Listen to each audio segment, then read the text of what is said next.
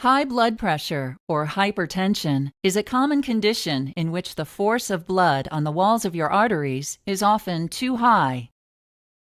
Arteries are the blood vessels that carry blood away from your heart to supply your tissues with oxygen and nutrients. In your heart, two chambers, called ventricles, contract with each heartbeat to push blood to your lungs and through your arteries to your body. As blood flows through them, three main factors affect the pressure on your artery walls. The first is cardiac output, or the amount of blood your ventricles push out of your heart each minute. Your blood pressure goes up as cardiac output increases. The second factor affecting your blood pressure is blood volume, or the total amount of blood in your body. Blood pressure also goes up as blood volume increases. The third factor that affects your blood pressure is resistance, which is anything working against the blood flow through your arteries. Several factors contribute to resistance. One resistance factor is the flexibility of your artery wall. Healthy arteries expand with each heartbeat to help reduce blood pressure on the wall. Another resistance factor is the diameter of your arteries. Your body is able to increase the diameter of your arteries to lower your blood pressure, or reduce the diameter to raise your blood pressure. A third resistance factor is blood viscosity, or thickness. In your blood, more particles, such as proteins and fat, increase viscosity. If your blood is thicker, your blood pressure goes up as your heart works harder to push it through your arteries. Your blood pressure can be measured with a device called a sphygmomanometer, or blood pressure cuff. When your heart beats, the pressure of blood on the walls of your arteries is called systolic pressure.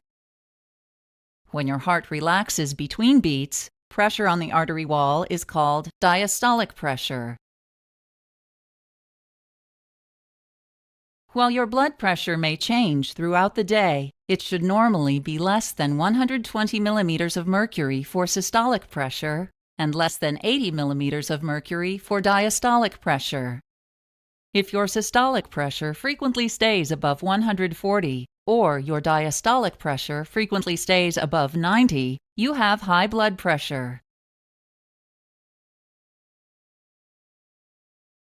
Over time, high blood pressure will damage the walls of your arteries. Your artery wall may become weak and form an enlargement called an aneurysm, or the wall may burst and bleed into the surrounding tissue. Small tears in your artery wall may attract certain substances in your blood, such as cholesterol, fat, and calcium, to form a buildup called a plaque. Blood flow through your artery decreases as the plaque enlarges. Blood cells can stick to the plaque and form solid clumps called clots, further reducing or completely blocking your blood flow. Damage to your arteries raises your blood pressure even more by making your heart beat more forcefully. Artery damage and reduced blood flow lead to conditions such as a stroke, heart attack, or kidney disease. In most cases, the cause of high blood pressure, or hypertension, is unknown.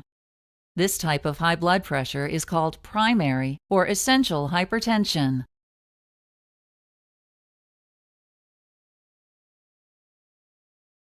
Treatment for essential hypertension includes lifestyle changes, such as eating a healthy diet.